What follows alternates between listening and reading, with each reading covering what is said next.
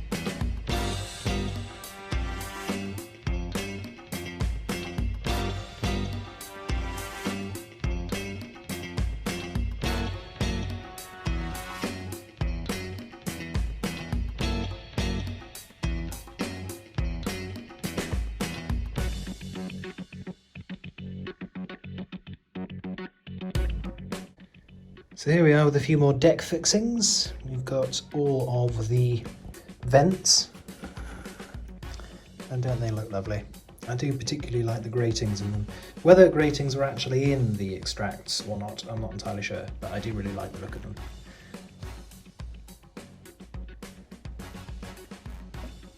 So I'm just doing one of these winches which have the canvas cover on them. You see, what I've done to make the gluing of this tiny little strut on the side easier is I've stuck both bits down already with blue tack. And that essentially acts like another pair of hands holding the parts in place, which then allows me to add a little bit of glue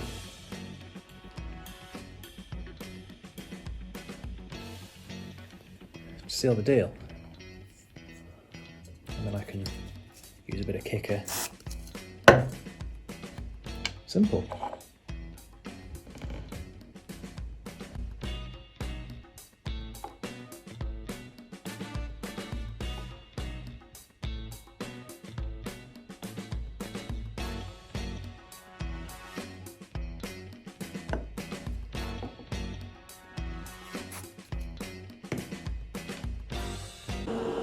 So here we are once again, and as you can see I've already done one of the winch handles and the other one is over here ready to be glued. And as you can see, what I've done to hold this in place is I've built up a sort of blue tack support structure which holds the piece in place exactly where I wanted, so that I can now glue this and then use my CA activator without actually having to handle the parts. It's a really good technique for really fine fiddly detail, which removes the need to actually use your hands. So here we are, and this is some of the fiddliest stuff that you need to do on the model. For context, here's my index finger next to them. These are tiny pieces. And of course the really fiddly bit is that in an ideal world, these bars would be parallel to each other and stuff like that. So you not only have to position tiny bits of metal, but you've got to get them in line with each other. And you can see I've just come up short on this one. This one looks great. But to be honest, the method, this sort of blue tack method of using a blob of blue tack to hold a thing in place, I think is absolutely brilliant. There are other methods, ways of doing this, but to be honest, in my opinion, the best method is the one that works for you. And this one works for me really well. And what it does is it allows me to put detail in the model that I otherwise wouldn't really be able to achieve. Obviously, I mean, you know, I like detail in my models, as you know, the videos probably show. But I do sort of think, like with stuff like this, if I couldn't do it well enough, I would probably just leave it out altogether, because I prefer to leave things out rather than do a sort of shoddy job of them, you know. And so by doing this technique, I'm actually able to add more detail that otherwise I would probably be forced to leave out.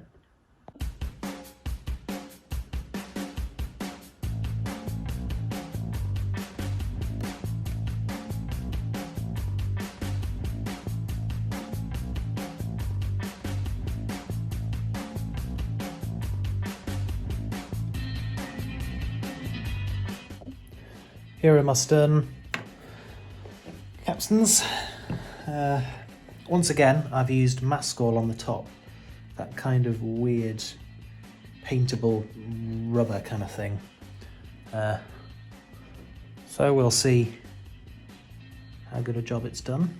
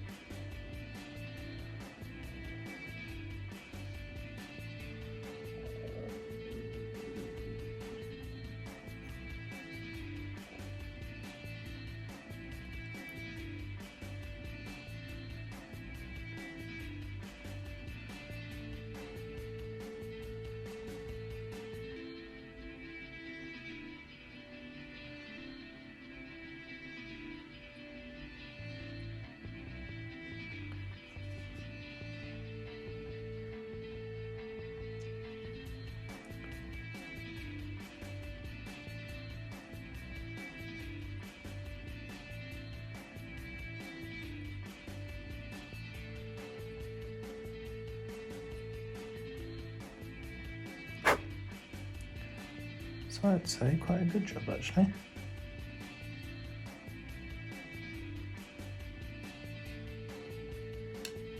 There's one.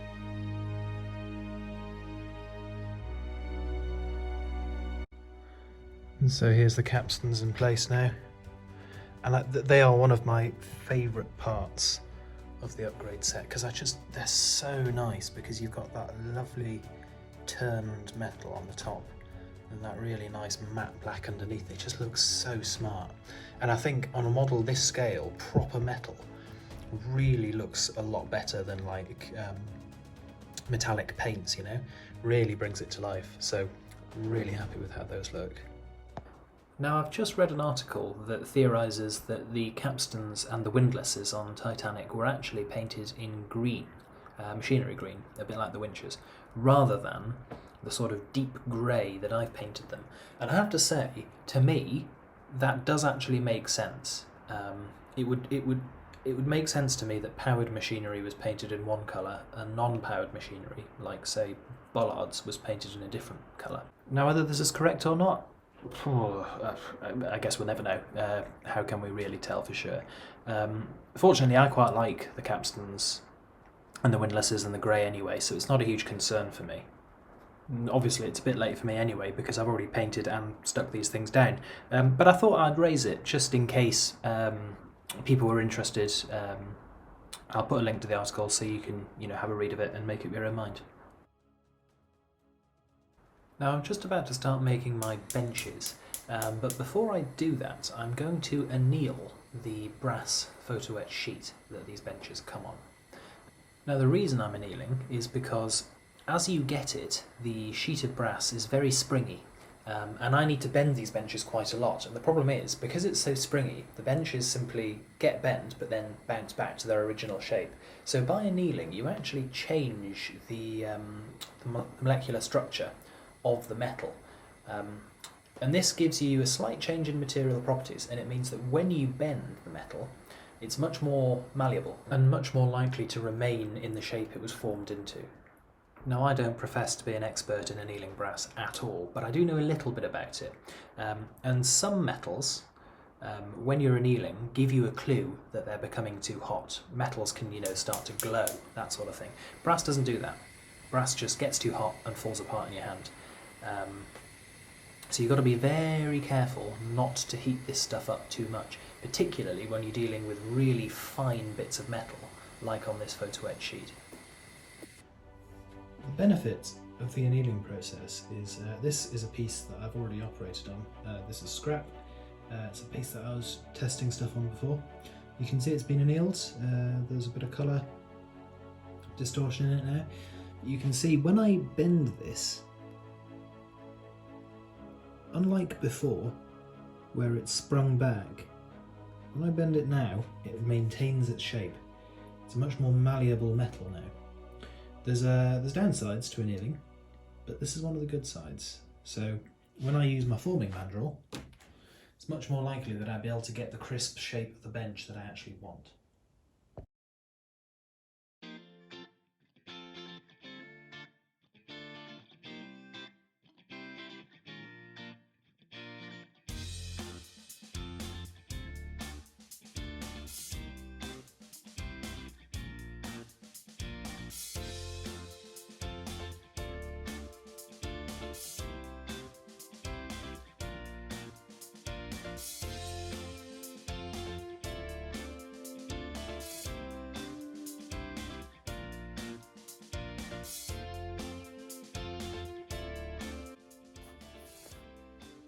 Right,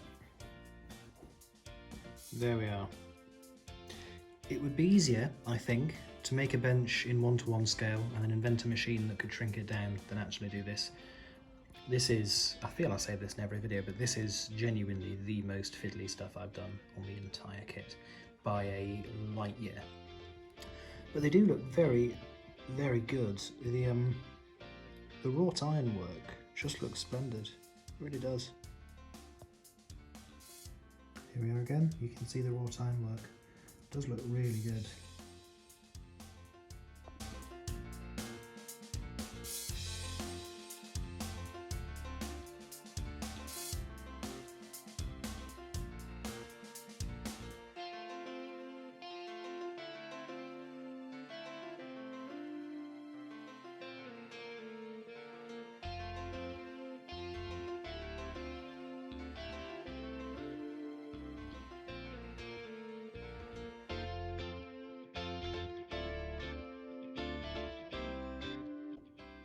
So I'm just doing some touch-up work on these benches, and as you can see, pretty good on the whole, but there's a few little issues. You can see where there's a bit too much paint. The slats and the woodwork have been gunked up. So to solve that particular issue, what I'm doing is I'm going along with a sharp blade and just opening out those areas.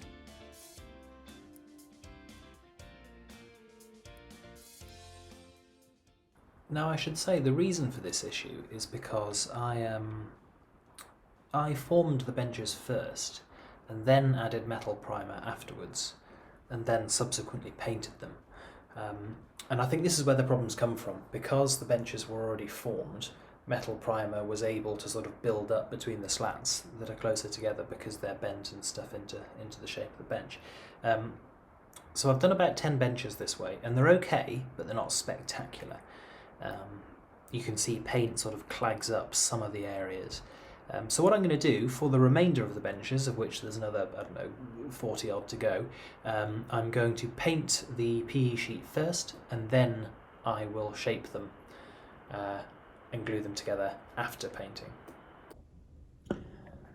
So as you can see, I've slightly changed the way that I make the benches for the second batch. On this occasion, what I've done is I've actually painted stuff in advance. As you can see, here's the photo etch sheet with everything already painted. And then I have assembled the benches, and it does give me a much better final result. These are much more like what I was hoping the benches would be. So from now on, I will do this method instead. So how am I actually making these benches? Well, as you can see, I've already cut out all the constituent components, the left-hand side of the bench, the right-hand side, the middle support, and the actual bench woodwork lattice itself.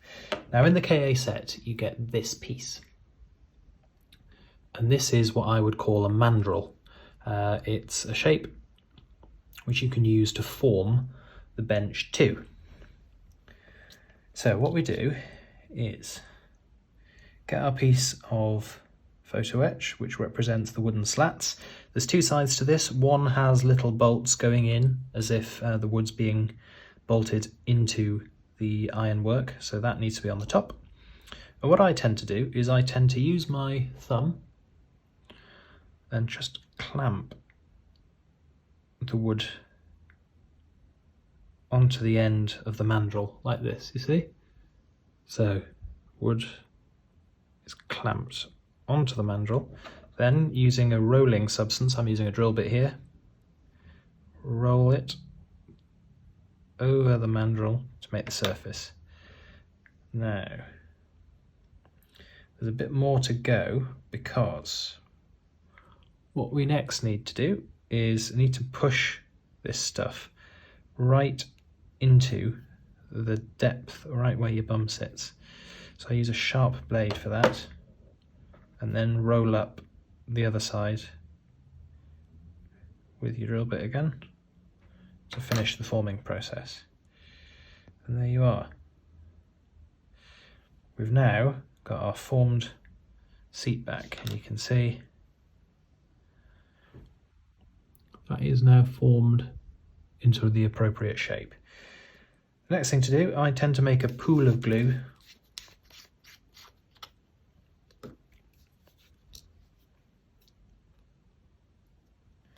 This is where it gets a wee bit tricky.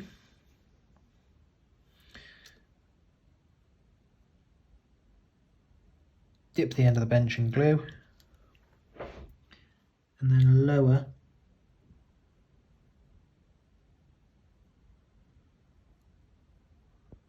onto the side, like so.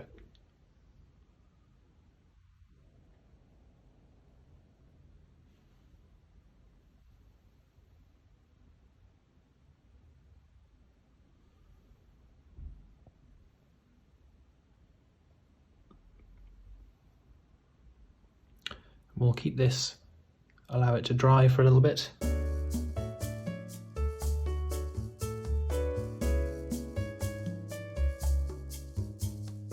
The other side.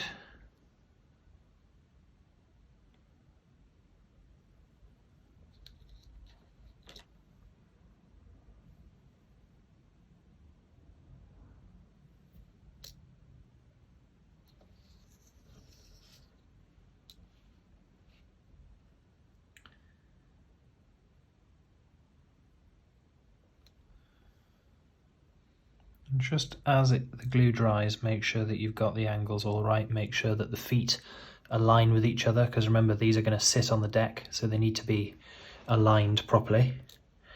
You can just pop that down and let it dry. Final little job is the inter piece.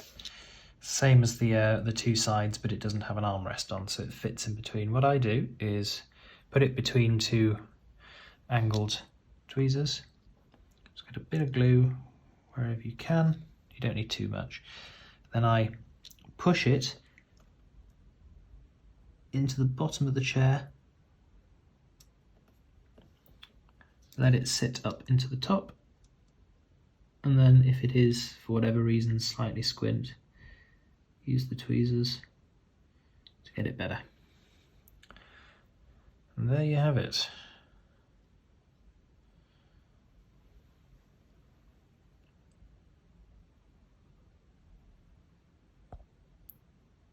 A completed bench. And there you are. There is the finished bench ready to be installed onto the ship.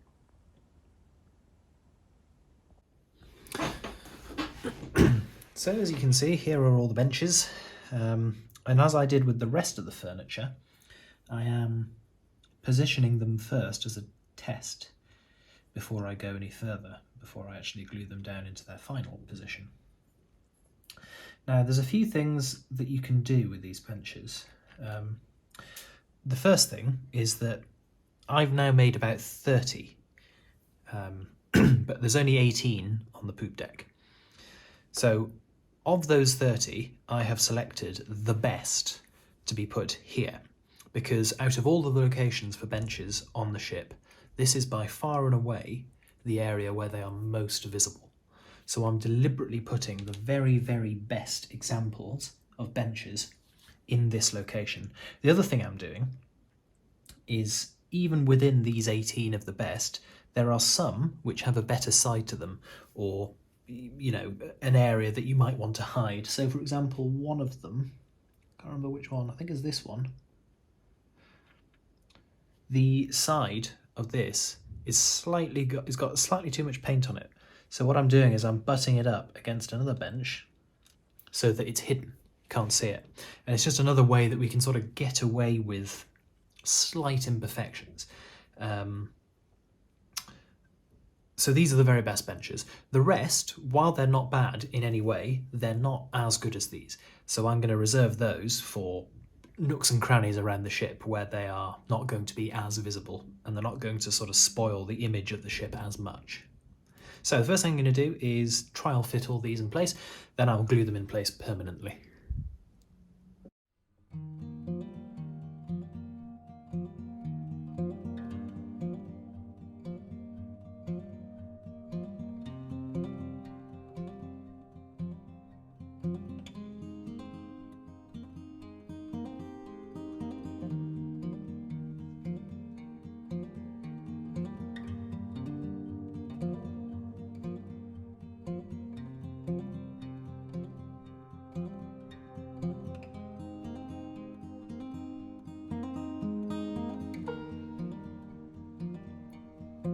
So here's a good example where this bench, the end looks a bit naff, but the rest of it looks very fine and very presentable.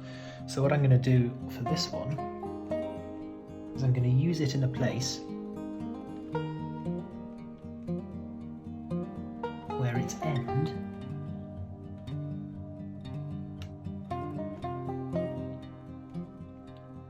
becomes less visible. So the end of that bench will be hidden by the adjacent bench to it. And that way, we get lovely, nice looking benches, but we're able to get away with a bit more, you know?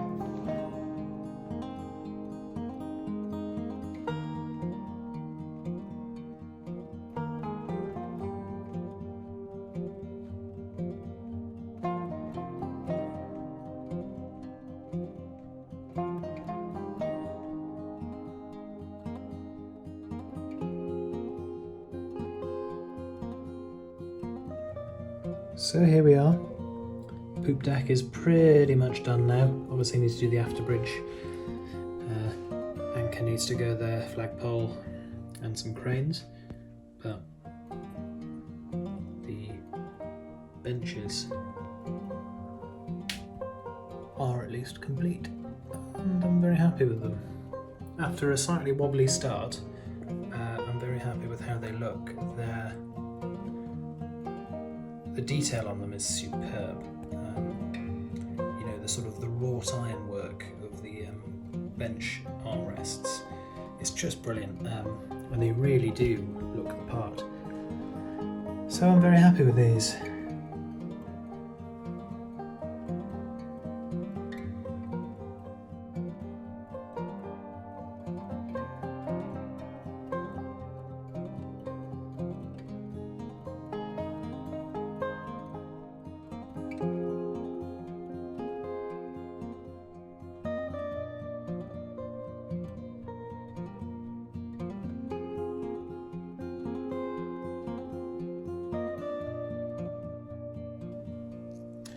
Good evening. So I've just started work on these pieces. These are, well, they will become the actuator valves, these bits here, for the capstans on the poop deck. So I need to paint these, and then I need to add the actual actuator handles on top. Okay. It's tricky. I'm trying to make sure that you can actually see this on the camera as well, because obviously it's challenging sometimes to find a camera angle that works for me and doesn't impede my view, but also allows you to see. So what I'm doing is I'm just lowering the pillar down onto the actuator valve, and then it lifts off, and the capillary action of the CA glue holds it in place, and then for ease I'm just using a little bit of CA activator. And if I can get it in focus, there we are. That's 2 from 4. And the final 2.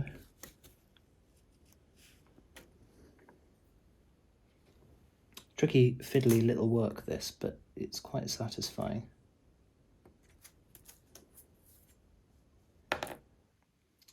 Now you might wonder why I'm doing the wheels in red.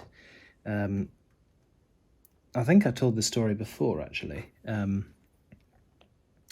one of the people that I enjoy watching the build log of on the Facebook group devoted to this model, his grandmother travelled a lot on the Olympic, and she wrote in her diary about the crew activating these wheels painted red. And I thought that that is perhaps a better source.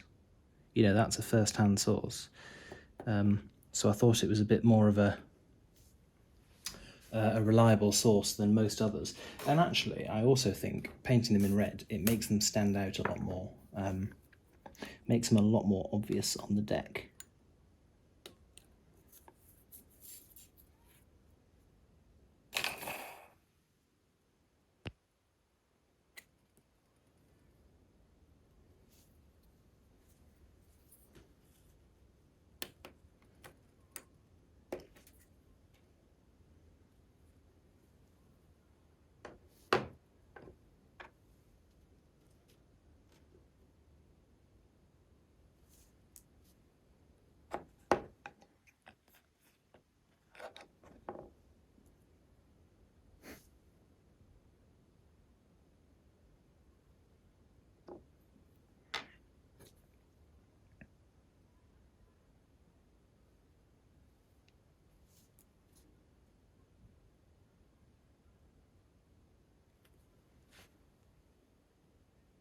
And there we are.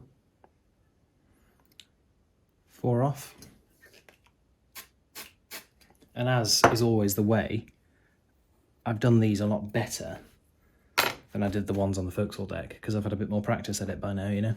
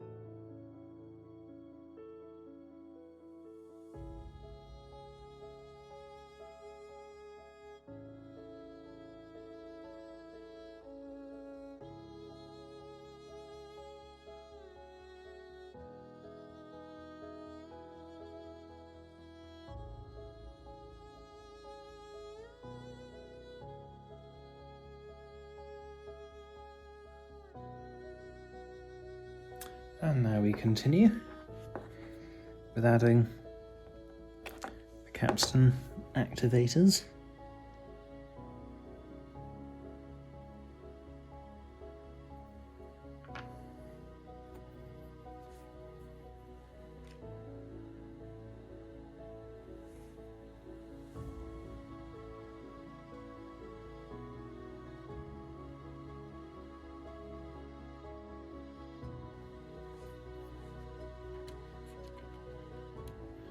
Interesting. Well, I guess as that's happened live on film, it's an example of making sure that you use adequate glue, so we will just stick that down as it's happened there.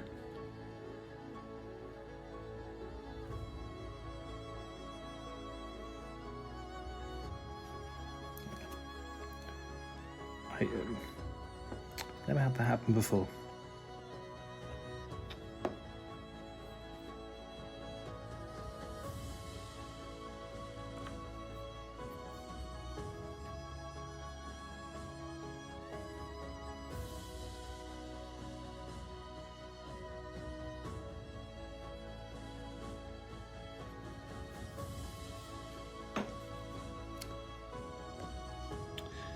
So that seems like a logical place to leave it.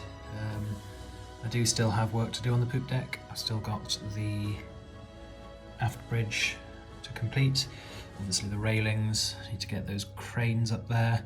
And there's also a few other little bits and bobs. There's an anchor that needs to get whacked on the side and so on. So there's a fair bit left to do, but I'm happy with the work I've done. The detail here looks really nice, really sets the thing off. Benches particularly look lovely. And these are the sort of things I think that if they looked a bit less good, I think they would rather spoil the effect of the model, so I'm really happy with that. And you know, you get some nice views now. Standing on the poop deck looking aft, you know, you get some nice views. You start to see how the ship lined up a bit. So quite happy with that. So, as I say, a few more things to do on the poop deck. Case in point here, apologies for the slightly dodgy photo, but you can see that the aft hatches are suffering from really bad light bleed. I'm mildly surprised about this because they're painted internally black, and they're quite thick plastic, but it does just go to show that light bleed really does shatter the illusion of a lit ship at night. So I'll need to do a bit more work on that. So that's it for this episode. I hope you've enjoyed it. I've really enjoyed making this stuff. Things like the benches is really challenging modelling, but something that's really satisfying in the end, so I'm very happy with that. I'm away on holiday for the next week and a bit, so apologies if the videos slow down a wee bit, but I'll do my best to get back to things as soon as possible once I return. The next video will be on the forward mast. I'm doing that next. And I imagine that'll be a wee bit of a challenge as well. But until then, I will say goodbye. If you've got any questions, comments, whack them down below, and I'll do my best to get back to you. If you've enjoyed, please like and subscribe. It does help out. And I will see you in the next one. Bye for now.